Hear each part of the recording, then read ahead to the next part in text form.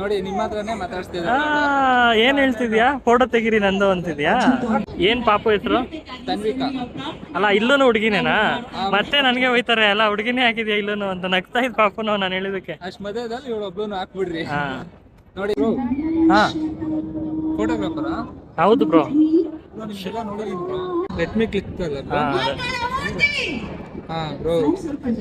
ಏನ್ ಬ್ರೋ ಬರೀ ಎಲ್ಲ ಹುಡುಗಿರದೇ ಇದೆಯಲ್ಲ ಬ್ರೋ. ಬ್ರೋ ಒಂದ್ ನಿಮಿಷ ಇಲ್ಲಿ ನೋಡಿ, ಹುಡುಗರ್ದೇ ಹಾಕಿದ್ದೀನಿ.